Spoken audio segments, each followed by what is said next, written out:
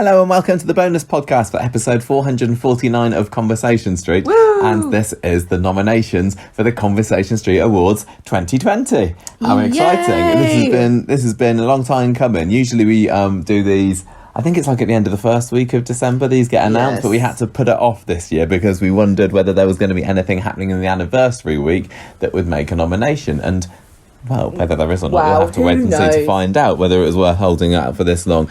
But it does also mean that you've got to get your votes in quick. Yeah. As we're recording this on Saturday afternoon, the the poll is still not live, but I guess once this gets posted, I'll advertise it all over Twitter and Facebook and Instagram and everywhere. I can't tell you the address via the medium of podcasting, but if you follow us anywhere, you will surely find where to click and vote. And get in there and do it, because you've probably only got about a week maybe to get your vote in. So I really hope that the people that are listening to this 2 weeks behind have already voted and found out about it somewhere else by other means. But means. this is why the bonus episode is good, because you can listen to it. You don't have to wait 2 weeks. That's very true, actually. Our Canadian listeners might be watching and listening to this. Although they haven't had the anniversary week yet in Canada, have they? Can you get on with it? We're already recording late, did I say? The Conversation Street Awards are the ones that everybody wants to get. I know they did give out BAFTAs or whatever, and Inside Soap Awards, all that crap, but these are the ones that we vote for. These are the ones that the stars are yearning. They're like to have on their mantelpiece. I don't care what happens in 2020. I could die of the plague for all I care, as long as I get at least a nomination. You're not nominated this year. No, that's what I would say if I was a celebrity. Yes, and not only we are, I don't know what I'm saying. I know, these are for the fans, by the fans, blah blah blah. But as always, we count for 1/3 of the vote, me and you, don't we? So Combined. And the listeners, yes. Combined, we have 1/3 of the vote, and then 2/3 of the vote is made up by the listeners. I want more say. But we don't look at any of your votes before we vote ourselves. Yeah, we also don't look at each other's either. Nope. Which I don't think is fair either, because I would like to do a bit of tactical voting. We have done that in the past, but for a good few years now, we've done it completely blind. It's so I can wash my hands of it completely. I think that's the good reason. It's a good technique. It's not my fault that bloody Sam didn't win Best Boy Genius. Shall we start off with the A-Up Award, which is what we call the award for the best newcomer? And there haven't been loads of new characters this this year on Coronation Street. I wonder why. Probably for COVID reasons, I guess. But we've still managed to. Honestly, there aren't usually tons anyway. There aren't usually tons. And I think these are usually all significant characters. They're significant-ish, I would say, for some of these. So our nominations for the A-Up Award are Arthur Medwin, who is obviously Evelyn's squeeze bloke. Well, he's kind of bogged off to his wife now for a bit, hasn't he? Until she pegs it and then maybe comes back. Nikki Wheatley, the sex worker. Yes. I see I got it right for the awards, Gemma. Yeah. Scott Emberton, also no longer in the programme. I mean, we're saying this about all three of these characters so far that we've nominated. None of them are in the programme so far, but they had a good stint earlier this year. Sam Blakeman, who is indeed still very much in the programme, Nick's newly discovered son, and George Shuttleworth, who we know has definitely got a year contract because he appeared on the special 60th anniversary pictures, which they only put up for the people who are officially regular. We haven't seen a lot of him yet, but we're kind of getting to know him, so it might be something that you might want to vote for. So any not that we want to sway things or anything, Gemma, but how are you thinking for this one? Not necessarily about who you're going to vote for, but what do you think people's chances might be? I think there's a pretty good range here. I think there's a few good favourites, but these are all fairly interesting characters. I think even if you didn't like them, I think that they brought interesting storylines with them. What do you think? I'm thinking you should get off the fence, Gemma, and tell us. What are you talking about? I think it's a shame. You told me to talk about it, but not give away who I'm voting for. No, I'm not. You told me I was on the fence. No. I'm quitting the podcast. No, I'm saying what you think people might vote for. And I've got other stuff to do. I want to play The Witcher 3. I haven't played it for a whole week. I think that it's a shame that George Shuttleworth hasn't been in the show at the moment, because he ain't going to get this award nomination next year. He's not going to be able to go up for it next year. It's been a few months Done a lot. No, but the actor is popular from in being in Benidorm, isn't he? So people who liked him in that may well vote for him just because, you know, they like the guy. But yeah, still waiting for his first storyline Well, there. I hope that same logic would apply if we would start another podcast. Oh dear. What do you mean? Nothing. Sam, What do you mean? I don't If we know. started another podcast, I would hope they go, oh, that must be good, because I like the one they're doing. I thought that you were saying you're going to split away from me and start your own rival Coronation Street podcast on your own. People would drop me. What? I'd be like, I don't know what's happening. I wasn't watching it. Can somebody help me, please? I think Sam Blakeman's obviously gone down very well with a lot of viewers. So Only made I very reckon- sparing appearances, but when he did, it was like blimmin' one of those adopted dog adverts, wasn't it? I think out of all the characters that are on this list, for us, he was the one that made the immediate impact, wasn't he? Doesn't necessarily mean he's the one that's kept that, and maybe we want to vote for someone who's been in it a bit more. Maybe we don't. I would don't like know. him to draw me a picture of a train. He only does spaceships. Oh, can't he just and do then and Arthur, played by Paul Copley, is it? Oh, I really did like him. It wasn't in it much, and obviously with COVID, he was off the screen for quite a long time. The blossoming romance between Evelyn and Arthur had to be cut short. Now I get why you were saying about, oh, well, the actor who plays George is popular with Benidorm, because I was thinking, so what? But actually, the reason I kind of like Arthur so much is because he was in Downton Abbey. Well, there you go. When he appeared, he already had a big, boost of goodwill from me, you know? Scott and Nikki. I mean, Scott had the big story with Jenny and John. It again slightly impacted by COVID there. It depends on what you're voting for. Are you voting for something? Are you voting for the person that you like the most, or are you voting for the person who had the most impact on the street? You go whatever you want. You can do what you like, but you know. Yeah, absolutely. Okay, so Nikki Wheatley, played by Kimberly Hart Simpson, beloved by many Coronation Street fans, and Daniel. And Daniel indeed. Right, so let's move on to the next award. Oh, hang on. Oh no. Oh man. I've just tried to go on to the next award and our laptop has disconnected from the internet, so I can't actually do that.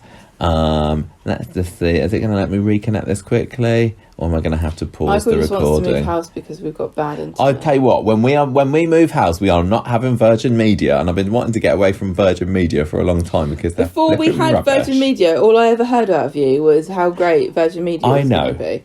And then we get it, and all you've done since is complain. So it tells me grass is always greener. I think as we get rid of Virgin Media, the alternatives might be even worse. Well, I think we just need to go back to BT. We'll see. I think we need, the way the internet works here, it'd be faster to just phone somebody up and ask them. I am pausing the recording because I can't even get this to work at the moment. So when you hear me again, I'll have the internet again. Or I found another alternative. I'll be right back. Okay, I'm back. We got internet, everybody. Gemma saved the day with her mobile. So, to our reward is next. This is our best exit.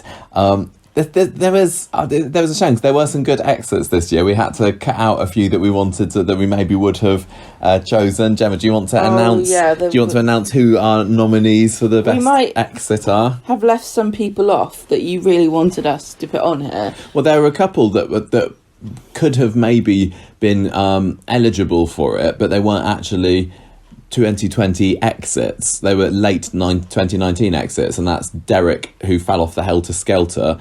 We have got Robert as our first nominee. Yeah, because normally we allow them. Because they didn't get into last time. So sorry, Derek, you haven't quite made the cut. Well, there's other people. Robert has. So Robert's exit, I thought was quite cool, where he got shot through the Rovers' door, didn't he? The gun goes off, and then you cut to outside, and he's collapsed out on the pavement, bleeding out. And Aggie comes and doesn't save him, but she gets a gold star for it. The most tragic thing about that is that now Bet's got to do a word search to be able to get somebody mop up the blood to sort out the bullet hole. Who else have we got, Gemma? Ali Neeson, Dr. Ali. When I was looking over, everything that happened this year, it really surprised me that Dr. Ali was actually this year. It feels like he's been completely wiped out of Coronation Street and erased and forgotten about. Am I the only one that feels that way? What do you reckon? Does he feel like he's went this year to you? Dr. Ali what? Who? Ali Neeson, Alex. Exactly, that's my joke. I know. Does it feel like this year to you, or is it just me? I don't remember him.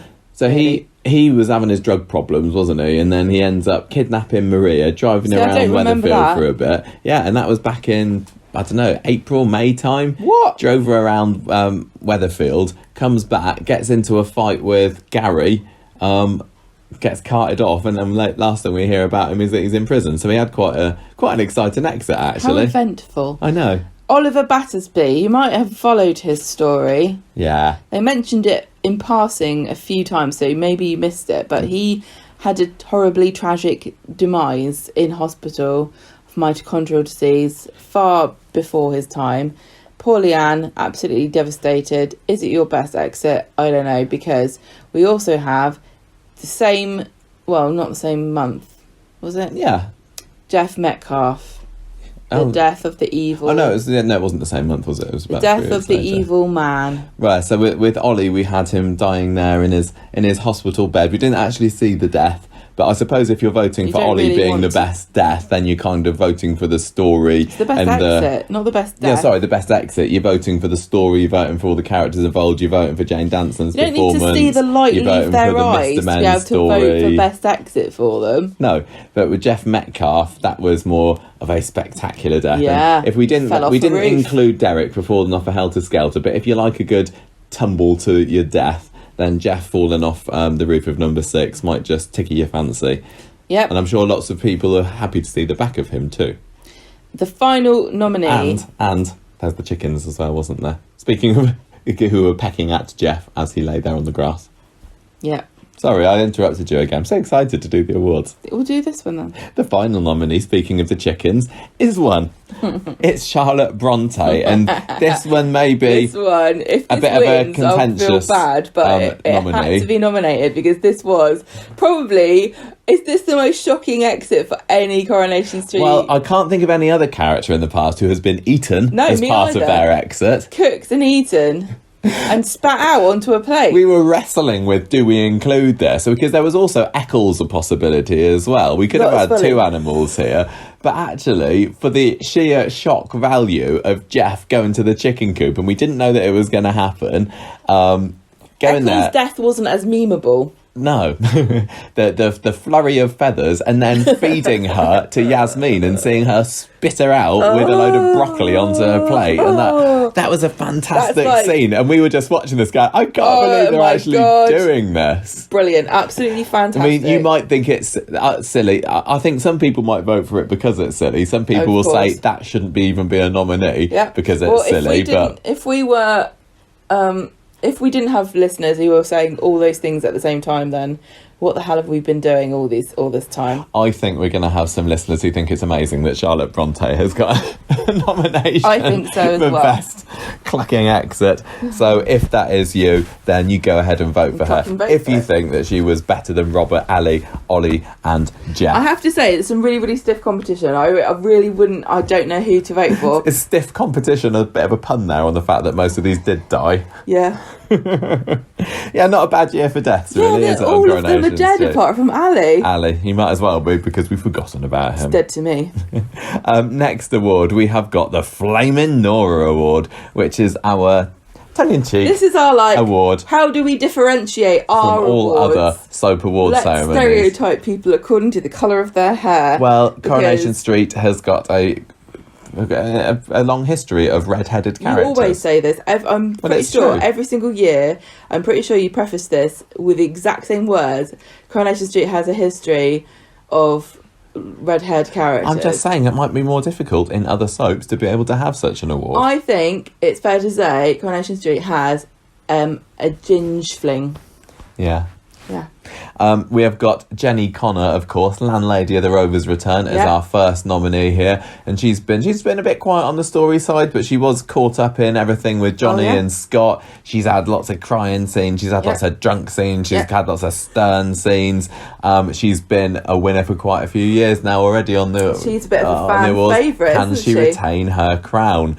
Fizz Stape has also, now she used to win it quite a few times back in the early days of the Conversation Street Awards. I'm sure that Fizz won it maybe for the first 2 years, but the character's been a bit quiet in recent years. Still on the back burner a little bit. She has a little bit, but at the beginning of this year, she was in kind of one of the biggest stories, and again, that might be one that people have forgotten about, all the Jade drama. Fizz whacking Jade with a chopping board. That's such a red-headed thing to do. I know, so fiery. Yeah. So if that has stuck in your memory, and you like a bit of Fizz, what's she called? Fizz Bomb, that's right, then you might want to vote for Jenny McAlpine's character as your Flaming Nora nominee. Craig Tinker, PC Tinker, now not a special police officer anymore, he's an actual real one. And he's been saving the day. Caught in Faye. Yeah. Trying to stand up to Ray. Oh, it all rhymes. Caught in Faye, saving the day, standing up to Ray. Yeah. Well, is he a winner today? I don't know. Vote for Craig. I know he's a very, very much loved character from some listeners, so you might want to vote for him. Or does he get the award for getting in shape?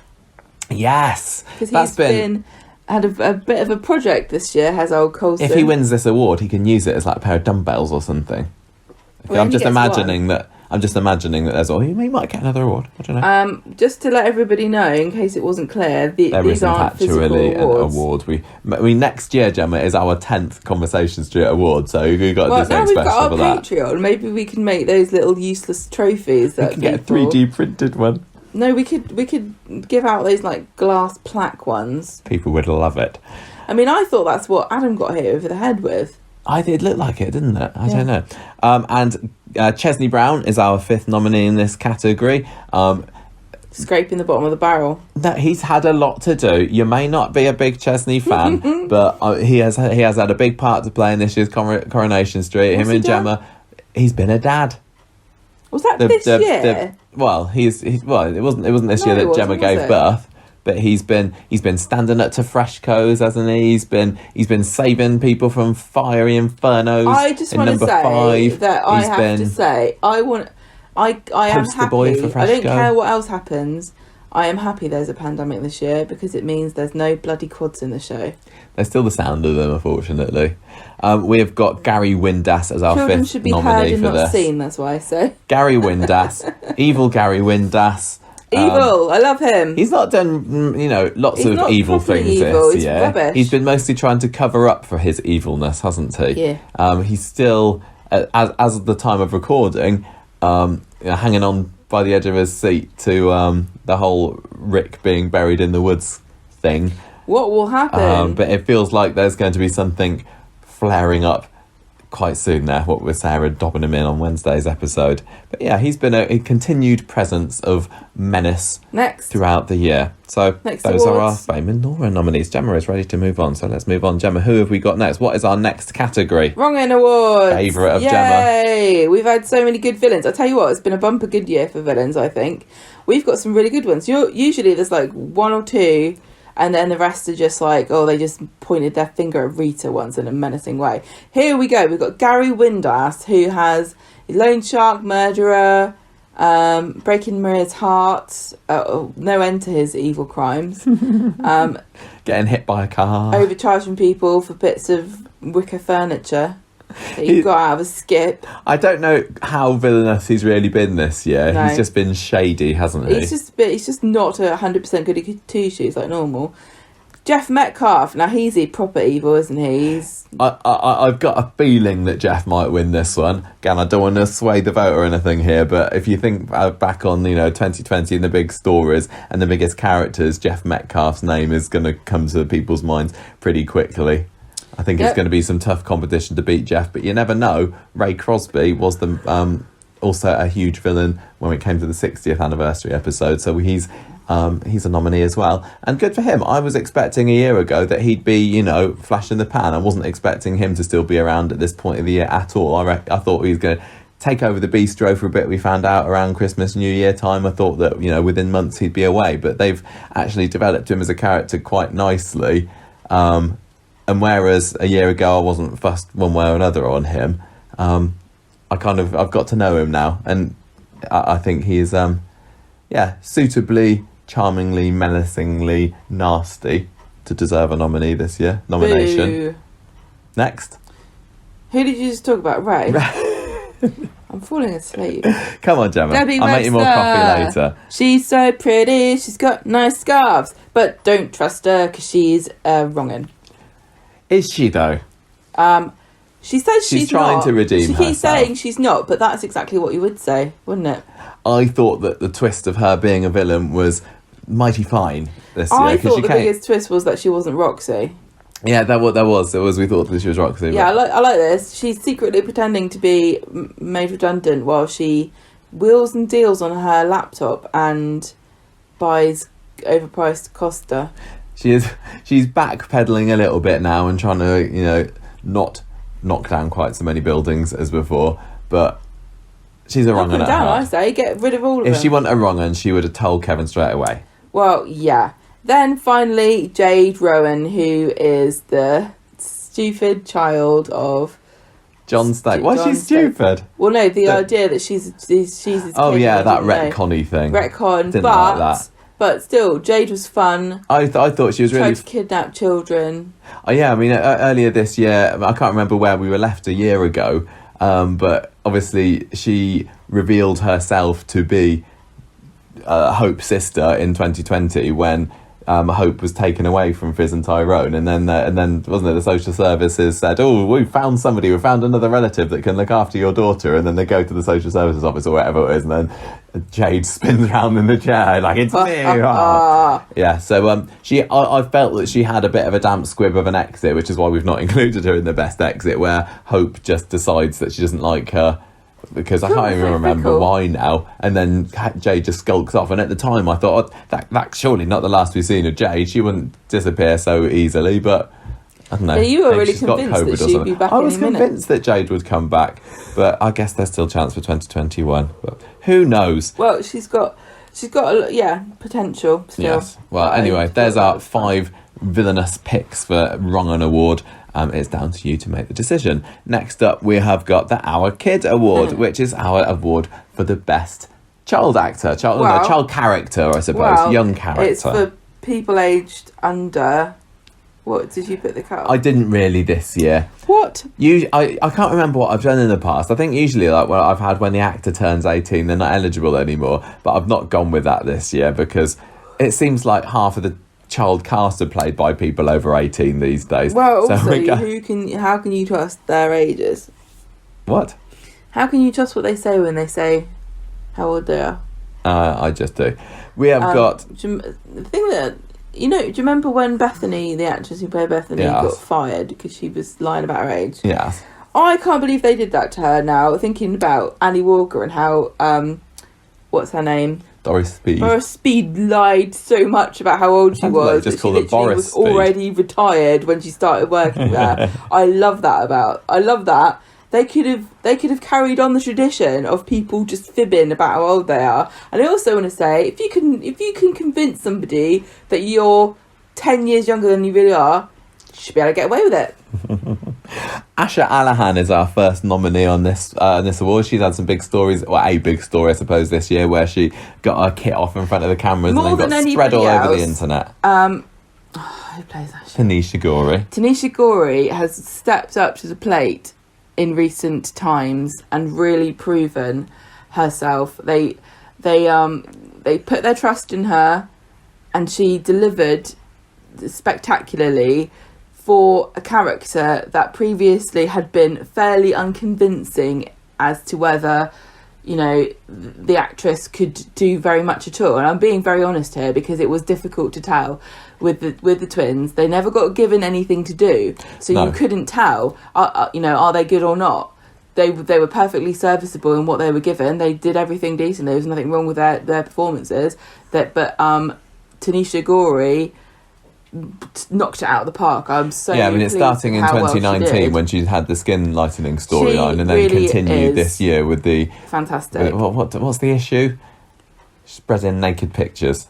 I'm sure there's a... Corey is the bloody issue. This is obviously something that's still going to be running next year. We've also got Amy Barlow. What's Amy done this year? Don't know, but she's We love Amy. So she it wasn't this year that she got pregnant, was it? She's been a hanger-oner to the Asha story. And you got to have Amy Barlow. Well, I guess as well. She's been on the in the Ollie story as well, looking sad about her poor dying brother.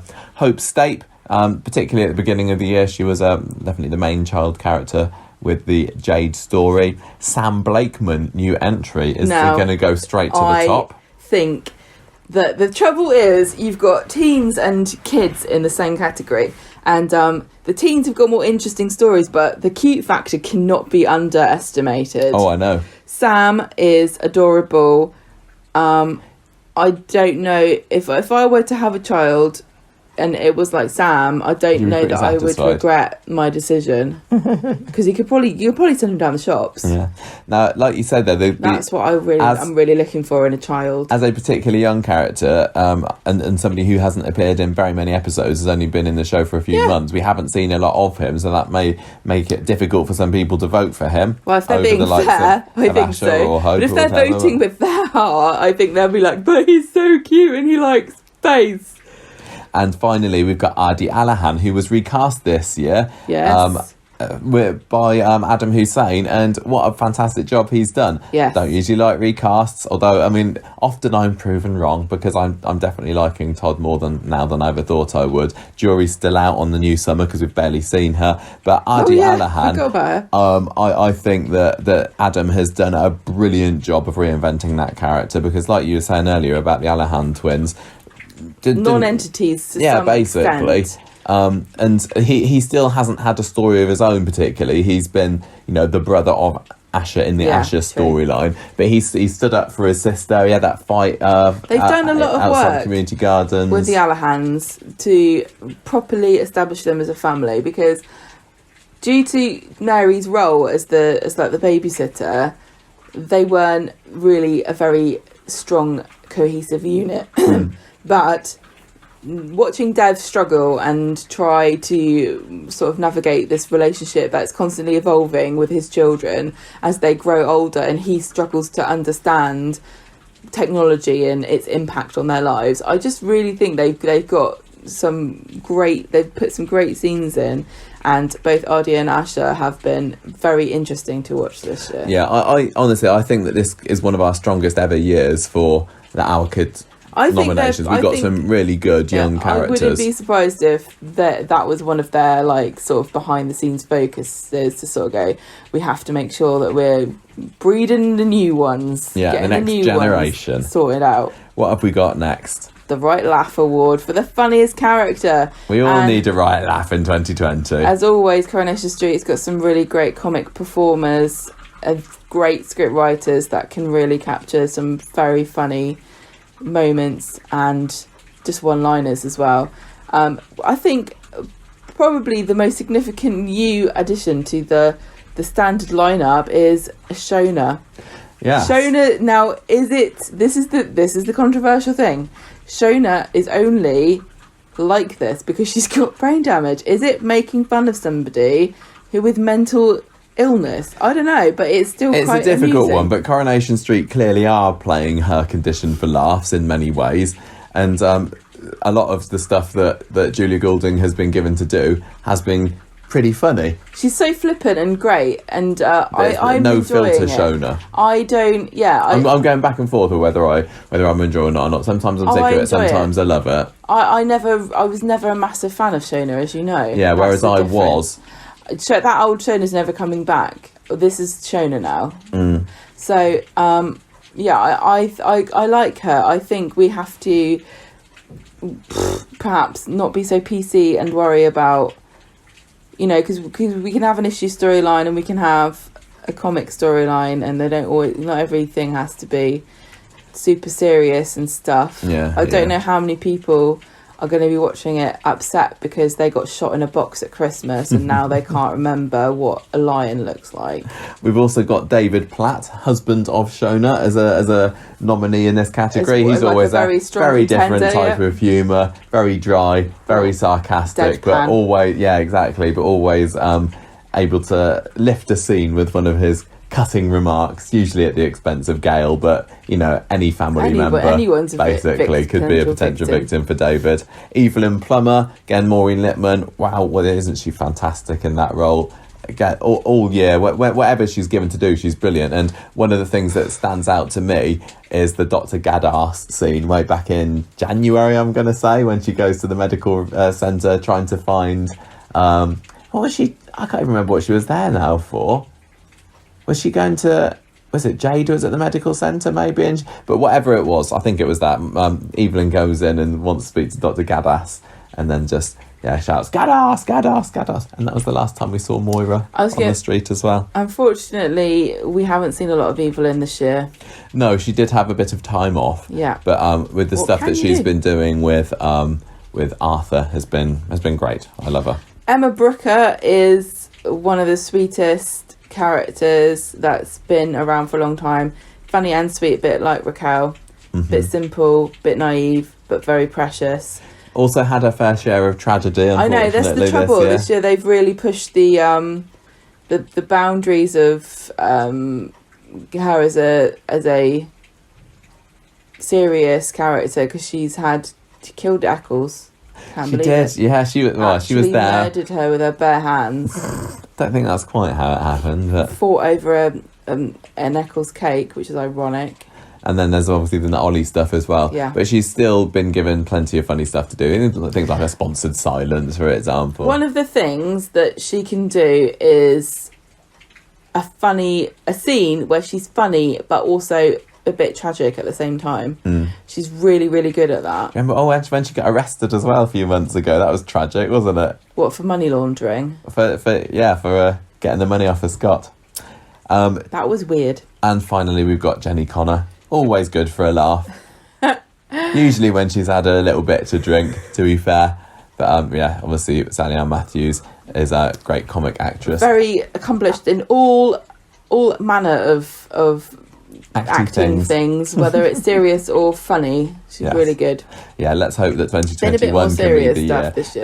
That has been for her, but I'm hoping that 2021, now that Daisy's on the scene, could be what is she the rise like of Jenny. That Daisy, what's she like? She's like a big old flirty minx. Yeah. Next up, we have got the Bayek Award, which we've changed the name of this award. Well, no, we've changed the sub-name of this award this year. It's always Bayek. Usually, it's most shocking moment, but it's never really been that. It's more been the surprise twist, because what I like about Coronation Street when it does it, and it's not very often that this happens, is when surprises are dropped on us that haven't been publicised beforehand. And as you know, we don't listen to spoilers or read spoilers anyway, although some still filter their way through to us.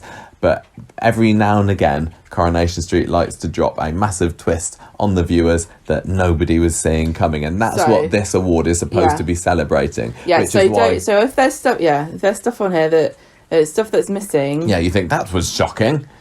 It could well be that it was publicised beforehand. For example... You've got to imagine the difference between somebody going, I'm going to slap you, and slapping you, quite shocking, or just slapping you out of nowhere. That's more shocking, isn't it? Yeah. So it's only the top... I'm on my guard now here, Gemma. It's only the top 5 most shocking moments. So although there have been other shocks, they were telegraphed in advance too far. So for example, the bit where Yasmin...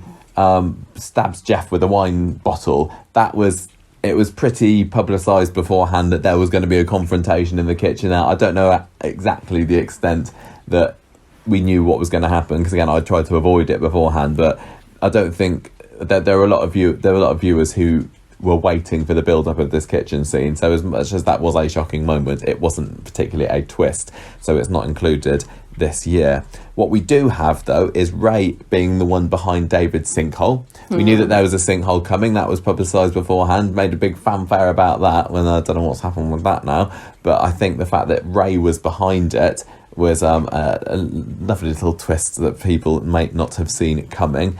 Also, around the same time, the shock that Nick had a secret son. Some people had guessed this, but it doesn't take away from the fact that Coronation Street wanted to surprise us with it when it was broadcast that evening. So all of this time, he's had little Sam that we didn't know anything about, And the revelation of that from Natasha at the hospital certainly must have made some people's jaws drop who didn't expect to see it coming. Something that was particularly memorable for me this year that I definitely hadn't predicted was the moment when Michael finds out that not only is he not Tiana's father, but Grace isn't her mother. That was the best bit.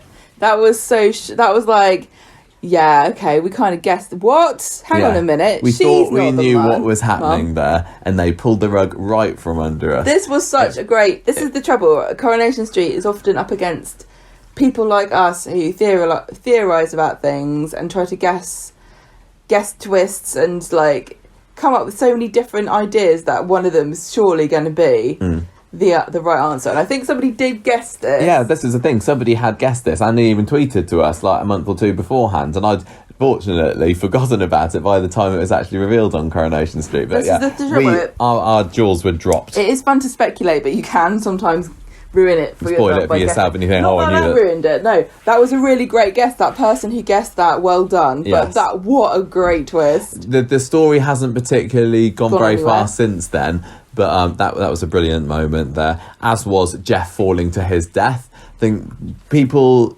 saw the rooftop pictures beforehand, and I think when I saw those, I thought, well, I bet Jeff's going to fall off. So again, I predicted that might happen, so it wasn't as shocking for me when it did. But people were... Is it really a prediction when you see a character on a roof and you say that character's going to fall off the roof? Yeah, this is a big anniversary episode. He's a big villain. I wonder if he's going to get beamed away by his people who'll take him off in a spaceship. But I think people might want to vote for this one just because of how pleased they were to see Jeff meet his grisly demise. Yeah, he was, wasn't he? And finally, very recently, Adam being attacked in the bistro. And I remember watching that episode with you, and you were very excited when you I was like, yes! felt that something was about to happen. Yeah, I was like, oh my god, it's going to be another whodunit. They're showing him in the bar far too long. There's no need for this scene. He's gonna die. And then you saw somebody come in through the door. You saw the shady black jacket. You saw the murder weapon. Hit him on the head. Yeah, so and this whodunit has been a real focus of this past week on Coronation Street. So the fact that they were able to keep that hidden, yet still, put synopses for the following week episodes out. Yeah, jolly good job, Coronation Street. So it's really nice that there's been a year where there has been at least 5 things happen on screen that we didn't necessarily see coming. So we did give Kate Oates a lot of praise for doing that when she was the producer. But Ian McLeod, not a bad job either. Next up, we have got the Eki Thump Award. This one was difficult to come up with 5 nominations for, wasn't it? The best fight in a year ware actors can't get within 2 metres for each other for a good half of the year. And I think most of these were, all of these were pre-return to work. So this was all recorded before lockdown. Yeah. But they were broadcast during goodness lockdown. People had fights at the beginning of the year. Although, it's not just fights, it's also like punches, slaps, kicks up the bum, anything really that involves a little bit of violence from one person to another. Or, it can be a whole brawl if you want to. But I'm surprised Coronation Street hasn't just enlisted the help of like projectile weapons more.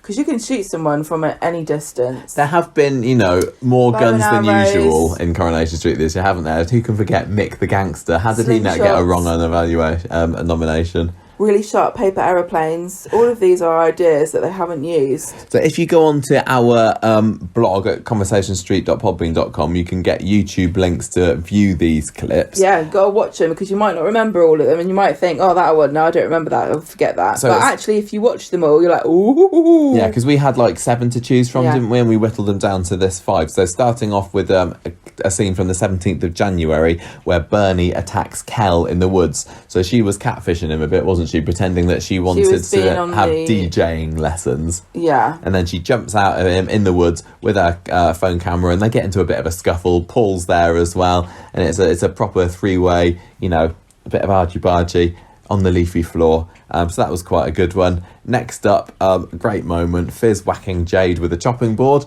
after she comes home. That was just for, novelty of blunt instrument, really. That was quite cool. And I did like Fizz's reaction after she done it. She was like, whoops, what have I done?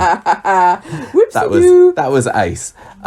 Gary and Ali, this was a proper fight on the 11th of March this year. This was after Ali had kidnapped Maria, like I said before, but they'd had beef with each other for quite a while beforehand anyway. So that was the fight where they have a bit of a, they have words with each other, and then I think is it that Gary goes to walk away, and then you see Ali running up with him from behind and grabs him, and they beat him down on the floor. They have to get pulled apart from each other. I think that was this year probably the most protracted proper fight scene that we've had, so do go and watch that clip if you want reminding of that one. Although the 20th of April, where we had Ardy laying into some random teen who calls his sister a slag, was also pretty good too. I mean, Ardy's really of the mind that the only person who calls his sister a slag is him. Exactly. Yeah.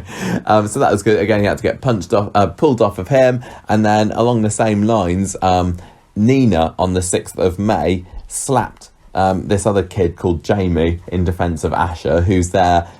I think this is the one where he's like closing his eyes and saying, "Oh yeah, I can see her. I remember what she looks like." Yeah, oh, there she is again. This was great because Nina took her. No, that was it. Yeah. Took her glove off, and he was like, "Oh, what are you gonna do? Slap with the glove?" And she's like, "No," and then she punches him in the face. That's right. And I think that was a great moment of triumph for Nina there.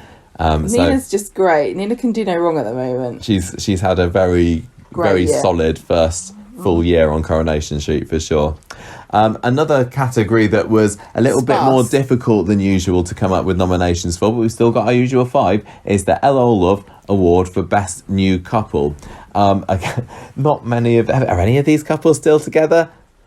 A couple of them are. But I think it's a bit more difficult to vote on this one. Love burns with a bright passion that puts itself out quickly sometimes. Yeah, and some of these were more of a dim glow, really. Some of the lights that burn the brightest last the least amount of time. If 2 characters got together this year, it's quite likely that they found themselves with a nomination for LO Love. Are you going to vote for a firework or are you going to vote for a candle? Who can they vote for, Gemma? Would you like to read out the choices on this one? Evelyn and Arthur. Now, that's a bit of a fan favourite little couple there, isn't it? Everyone likes the oldies together. They really, really were. Well, the whole mystery around there was that we knew from early on that something was up with Arthur, didn't we? And like, is he sick? Has he got, a secret relative somewhere? Yeah, it turns out that he had a secret wife who's doesn't even remember him, and it was similar to the Paul and Leslie Kershaw story, wasn't it? And poor old Evelyn had to cut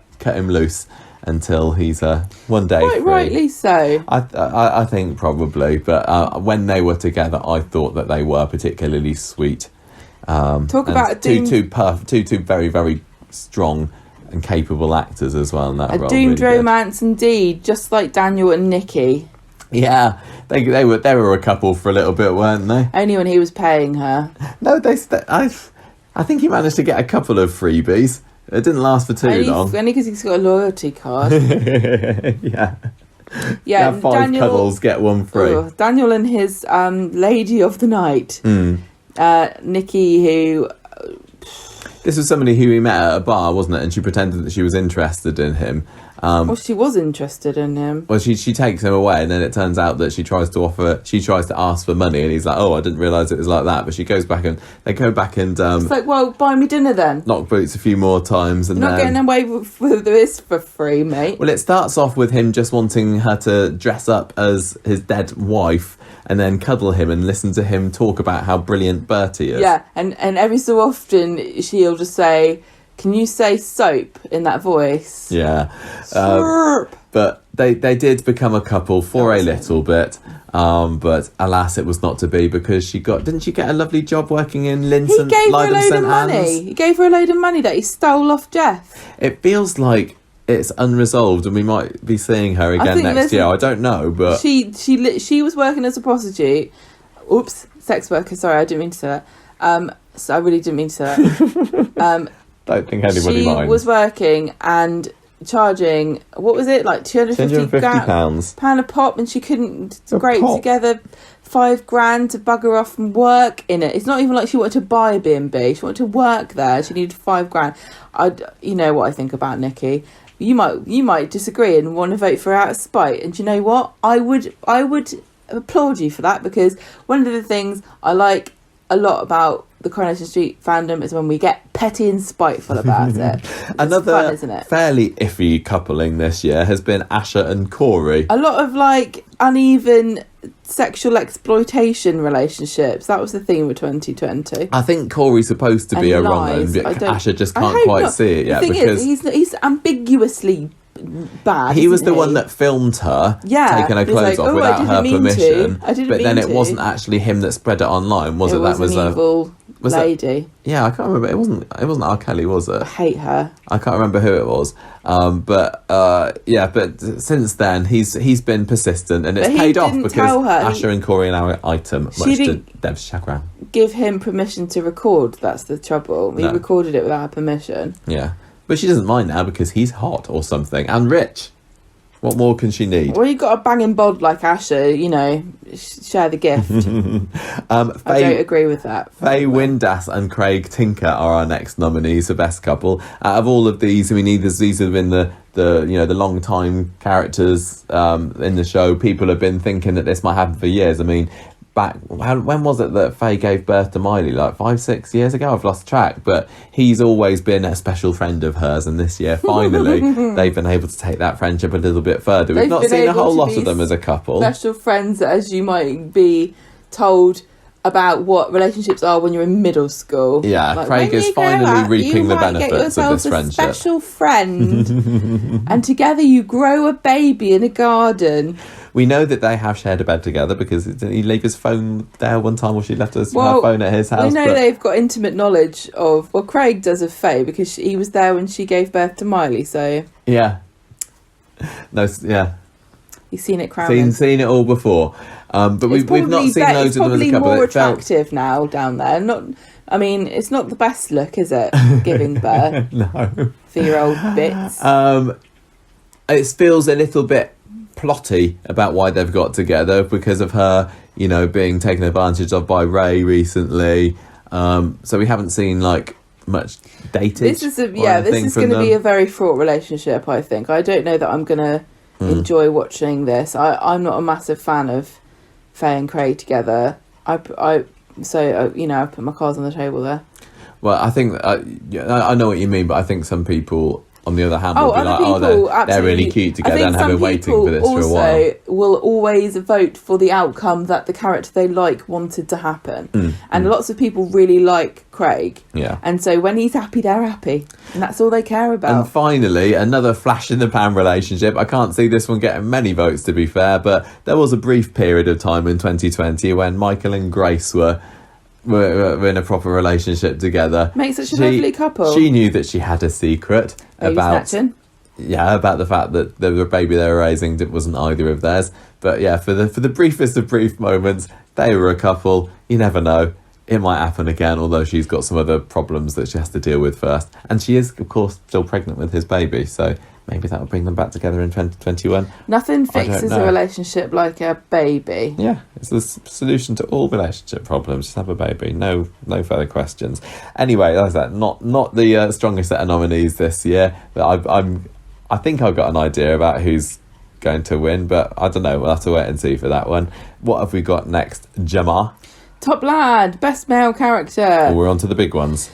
This is always a bit difficult to do because Coronation Street has got such a big cast and the focus shifts so often between different characters, and how do you pick a favourite? Quite often, all so great. And is it to do with do we nominate our favourite characters, or do we nominate the characters who've had the biggest storylines? It's usually the latter, and that's obviously what happens in the major awards as well. The best actor, the best actress always just goes to the main characters in the big stories of the year. Yeah, but I think that's because the cast is such a high quality. You can put almost any character in the spotlight and they will shine. Yeah, so this year the acting talent is so good and the writing, First nominee this year, we have Nick Tillsley, who... been through the ringer, anyhow, Nick. He certainly has, and Ben Price continues to impress me with his fantastic performances. I mean, being sidelined during the Ollie story obviously wasn't easy for Nick, and I've really, really felt for him wanting to be able to connect with Leanne and spend more time with this Ollie, who he kind of sees as his own son, and now he's wrestling with the fact that he's got a new boy just appeared out of nowhere that he needs to bond with, but he doesn't want to do it in some ways because he knows it's going to make things more difficult for Leanne, and doesn't have quite the level of space knowledge required. No, well, yeah, but as I said, I'm consistently impressed with everything that Ben Price is given to do, dramatics wise. I bet he thinks Elon Musk is something you get under the Christmas tree from Boots. David Platt, I can't see a year when he's not going to be on this list, because he is Jack P. Shepherd, fantastic actor, fan favourite character. This year he's been mostly having to deal with sinkholes. No, that was a quick blip, the sinkhole, but Crazy Wife. And starting off of the year, I mean, at the very beginning of the year, wife was in coma, wasn't she? Sad wife. So he's had to have the dramatics. A quiet wife is a happy life. And we had the whole thing with him having to go to Leeds and her not wanting to recognise him, and he's like, oh, my wife, I still love her, but she doesn't even know who I am. Then they get back together, which is quite cute. And through all this drama, we've also had continual, these dry, witty, sarcastic comments that we love David for. Jack P. Shepherd is such an asset to this show. Absolutely. But brilliant. But can we have a cut of whatever pay rise you're going to give him now? Steve Mcdonald this year. I think it might be a few years since Steve has been on the nomination list for this.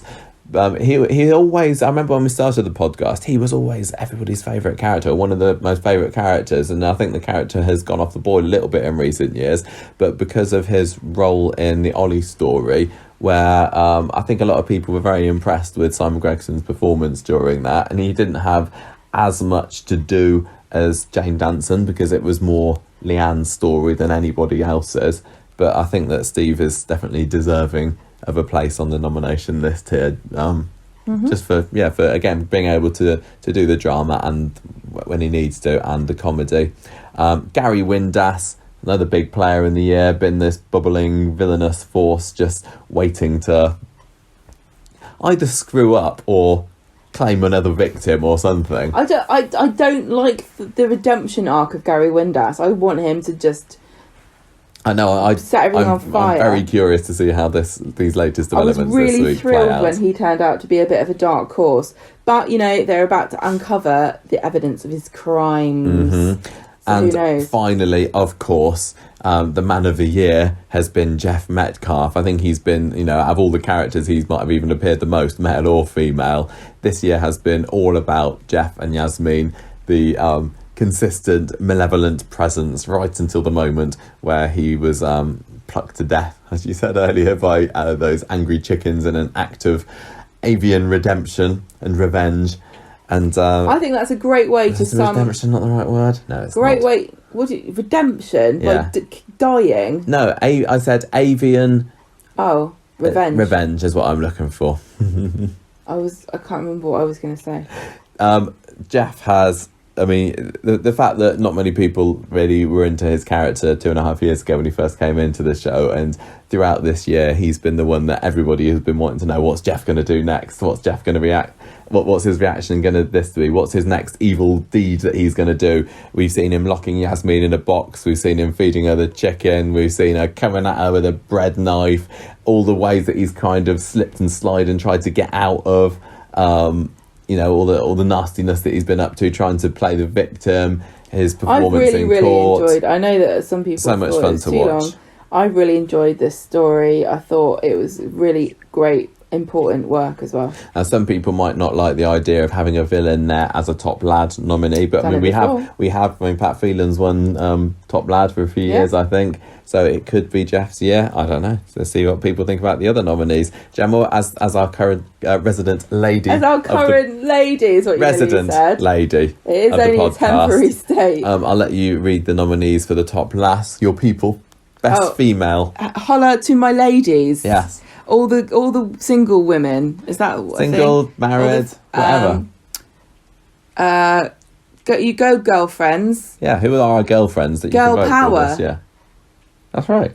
I don't know any other slogans. Is there another one? Girl boss. Burn your bras. Just woman, Stanley woman. That's all you need.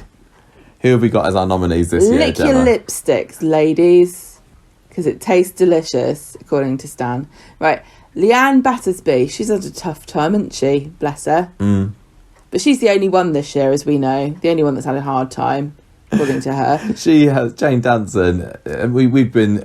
We said every time that. Yeah, this is the thing. Are you going to...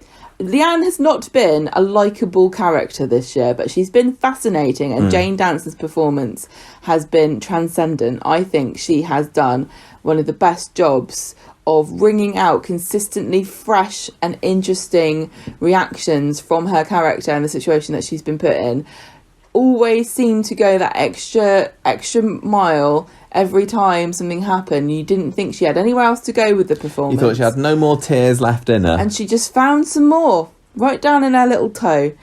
Fantastic. Love that. Didn't like Leanne, but that's not the point of giving this award. But and some people, she's not. But some people felt sympathy for her, and some still didn't. You can still vote for who you liked the most. You don't have to vote for Leanne. That's the beauty and the curse of these categories, is that everybody's voting for a different reason. You might prefer to vote for Yasmin because she has had another tough time, but perhaps a bit more relatable, a bit easier to sympathise with, maybe, because she's not quite as openly hostile to everybody as Leanne.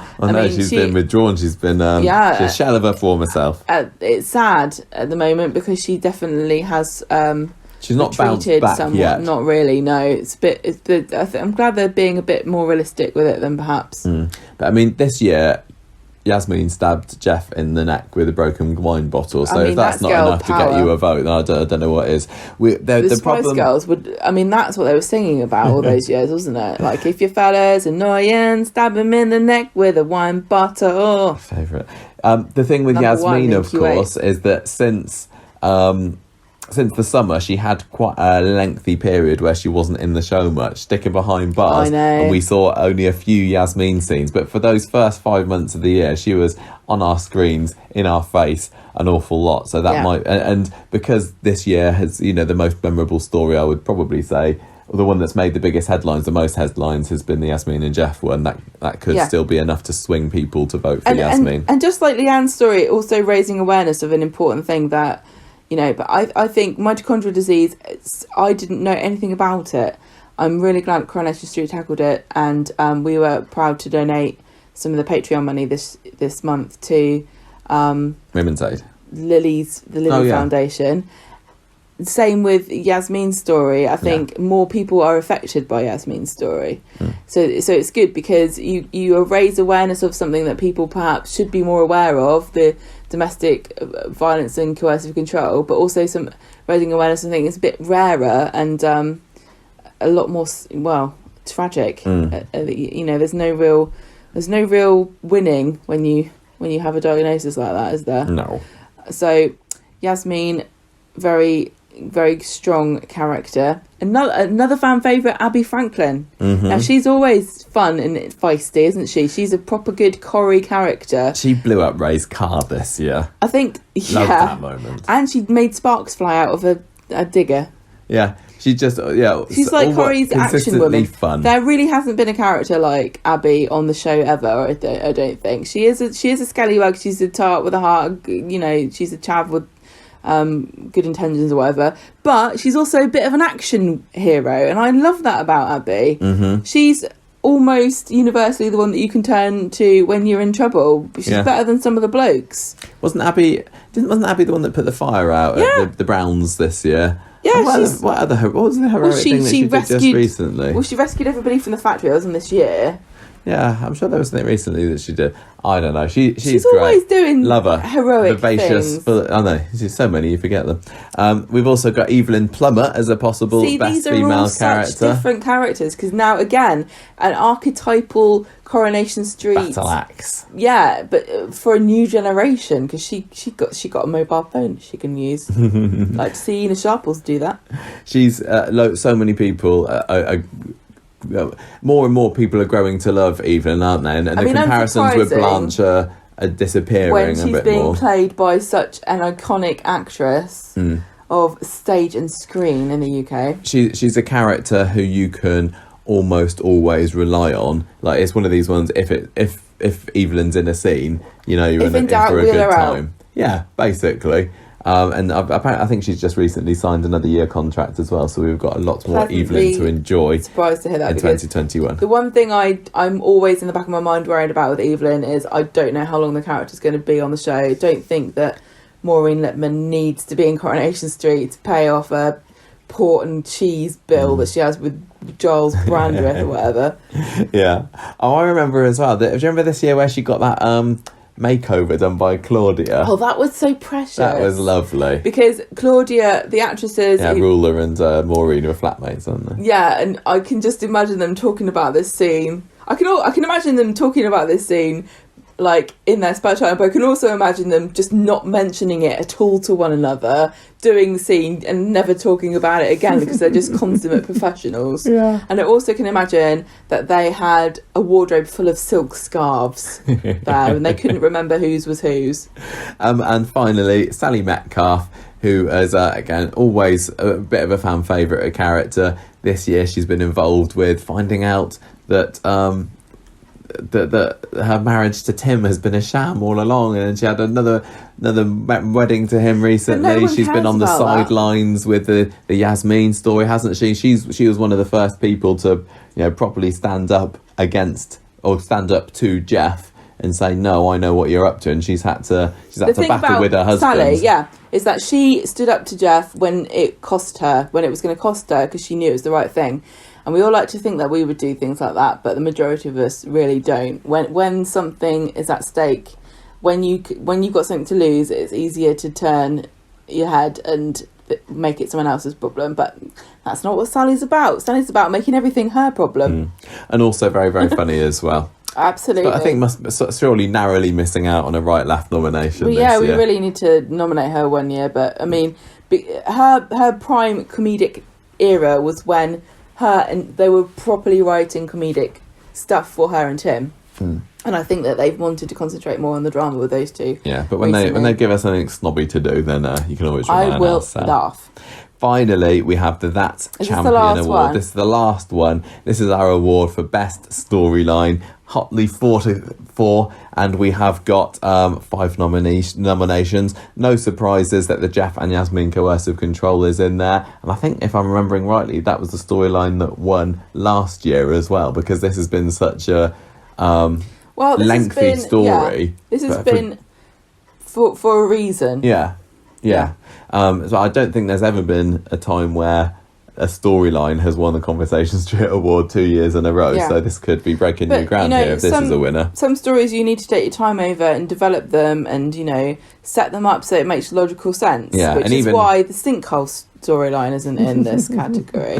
But even like in real life, coercive control can take a lot longer than the 2.5 years that this one has been given. I kind of find a bit well, I understand we've talked before about where do you draw the line between being realistic and being repetitive and dull and not entertaining, because Coronation Street above all else has to be entertaining, and I've been entertained. You know, I use that word, it sounds like I'm being disrespectful, but you know, when you're so on the edge of your seat about something and you can't wait to see what happens next, that's entertainment.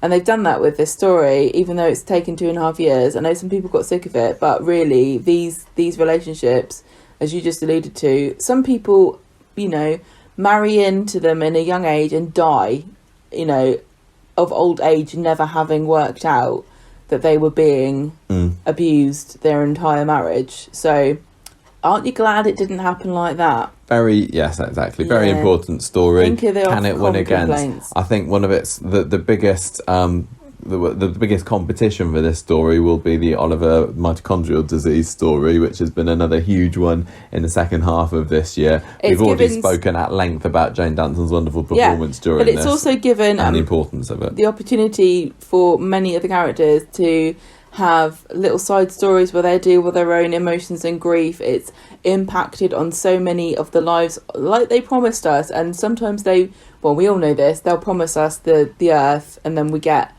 a little moon and we don't even know where to put it because we've already got one. Promise us the earth and they give it and we get a little handful of mud.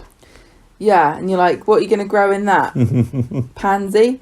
So yeah, they promised us that this would be a really far-reaching and impactful story, and it has been, because so many things have happened and so many people had a chance to sort of examine this story from lots of different perspectives, is what I'm trying to say, even down to watching like Emma, Simon and Amy have that scene where they talked about what they thought that you hated, but from the big stuff like Nick and Leanne splitting up, all the way down to that little chat between the children of a family talking about their grief. Really just a study of what happens to a family when something like this takes place. Yeah, very brave for Coronation Street to kill off a child character. I'm sure that wasn't a decision that was made lightly either. Should do it more often. Thin out the unnecessary ones down the bottom. There's a few quads going up against the coercive control and the mitochondrial disease story. We have the Asha's story, which I think a lot of people really enjoyed earlier this year. This was very resonated topical with lots of viewers, I'm sure, where she has her private photos spread online. There's a difference between an issues-based storyline and a topical-based storyline that's an issues-based storyline as well. And Coronation Street doesn't always do that well with the topical things, because it feels like they go stand outside a school and listen to children talking to try to understand them. But this one I think was done really well, and heard from people of an age similar to Asha who've said that they thought that this was well done, and that doesn't always happen on Coronation Street, so they've handled this really well. Yeah, and this has also led into the Allahans, although they're still bubbling under, but they've really got a potential to take 2021 by storm. Jimmy Harkishin has shown time and time again, I felt this year, that he's great dramatic actor. He can be silly with the comedy, but when he's had to this year show his desperation over not being able to know what to do when raising this teenage daughter who is and the frustration as well, is becoming an adult quicker than he ever imagined. I'm trying to do everything I do is for you, but you won't listen and you don't believe me, and I still have doubt about whether I'm doing the right thing, because when you're, before you have children, when you're younger, you imagine what it would be like, but you picture that the child growing up in the childhood that you had, and you think, I won't make that mistake, I won't do this, that and the other thing. But when you have kids, you've got a completely new set of challenges that you never thought you would have. And the internet has posed so many complicated challenges for parents who have to try to help their children through this minefield of sharing information on an unprecedented scale, and also being bullied and attacked for things on the internet. It's baffling. And then we've also had Adi being the side character in this as well. Seeing, even though this has been happening to his sister, how it's affected him, and he's felt, sidelined in favour of his sister. And also resentful of his dad for spending time and effort, and resentful of his sister for getting herself in a situation that he felt that she was being, protected. This is the weird like dichotomy that kind of I feel like I only vaguely understand of male relations, where they're protective but they're also very judgmental of the sexual escapades of their female relatives, because they don't want to think of them like that, and they get really possessive, and it's very, very fraught and complicated. And I think that Adam Hussein has managed to really capture that really effectively. Yeah, me too. Not as big a story as the other two, but still something that I very much enjoyed looking forward to the scenes of when the story was running. I really enjoyed it because it's talking about something that I've often thought and wondered about, but never really have known anybody who had been, apart from old Jennifer Lawrence. Next up, we've got really a close friend of mine. Ray plotting down to knock half the street story, which is still ongoing. I was expecting it to climax in the 60th anniversary week, and it felt like, had the world been different this year, this story might have had, it might have ended differently. In any other year, somebody threatening to demolish half of the street would have been a bigger deal than it was. Yeah, it didn't do so well on the actual anniversary week, but I did like how there being little clues dropped in throughout the year. I love it when Coronation Street do that. I really wonder whether they were mad at themselves for putting those plans on, because I don't think anyone would have had any inkling what he was up to, and I don't know whether they thought that people would bother to pause it, because that was back in January, February time or something, wasn't it, that one of our listeners pointed out that Daniel had accidentally just skimmed past Ray's plans. But it's been fun. It's been, big villain. I still am hoping the street. That something dramatic will happen, but again, Coronation Street hasn't, in my opinion, worked with the situation that they're in that you're going to know if Ray knocks the street down about 6 weeks before he does it, because everybody can look into the set. Yeah, that's been one of the problems with this, hasn't it? It's a downside of the circumstances that they're in, and they have to work. You can't make a plot about will they, won't they, when they can't. And finally, we've got Daniel's continued grief over Sinead as our 5th nomination for this year. I love it when Daniel gets sad about Sinead and mopes and it cries and moans and bitches about it. And I think there should be more scenes of him looking You're sad. so heartless, Gemma. And I want him to gaze at the baby and cry and cry and cry. This is a situation that lots of viewers will have been through, losing loved ones, trying to make me feel bad now. Parents, grandparents, friends, whatever. Yeah, in real life, when somebody if I know somebody who goes through this, I'm like, just get over it, you're boring now, stop crying. God, it was last week. I mean... Well, people with more of a heart than you, Gemma, might have resonated with this one and enjoyed watching Daniel as he to a grief retreat, battles to... cut Sinead out of his life. Get over Sinead. With Nikki. And we did have Katie McGlynn making a few surprise appearances, didn't we? I was more okay with this story before he dressed up a sex worker in a cardigan. But that was something that when we watched it, it's like, oh, this is weird. And is weird. I remember watching it thinking, is this okay? Are we supposed to find what he's doing natural part of the grieving process? Are we supposed to find this odd? And it became a bit of a talking point, which is why I think it's important that it's got a nomination this year. It's good to get he's a major character. It's important, but they dropped one of the big points that I thought I was waiting for them to address, which was, where did the money come from and how does he pay for this? Because he mentioned he put it on his credit card. I wonder whether this will come up. I hope so, because if he put it on a 0% interest... wasn't he fleecing Ken or something? Well, it seemed like he was. But if he put it... I mean, it is possible, theoretically, that this could come up later. Because if he managed to get himself a 0% interest credit card and the year runs out... I know this sounds boring and stupid, but it is a fact that if he's just been paying off the minimum and then suddenly he gets a massive bill of 10 grand that he's got to pay off every month, he's going to struggle. He's going to need to find a loan shark. It would be a realistic storyline because this happens. But all the stuff with Bethany I thought was kind of interesting when he proposes to Bethany and calls her Sinead. I don't even remember that Bethany was in it this year. She left fairly early on in the year, didn't she? But anyway, those are our contenders for That's Champion, and that is it for all of our award nominations for 2020. So you now have got, if you haven't done it already, and I'm sure a lot of you have, you've now got about a week or so, if you're listening to this when we release it, to get online, find the link. We're not going to close it. Give us your votes. On Boxing Day, are we? That's when we usually do, round about Christmas Day, Boxing Day-ish. But we'll extend it a little bit longer because we'll probably end up recording this to go out in 2 weeks' time, maybe, the winners. So, is this fine? We're giving people ample warning. It'll be all right. We'll hopefully have the winners around New Year-ish. And we're not Yes. allowed to go out in New Year anyway, I don't know, are we? So Oh, like we normally do.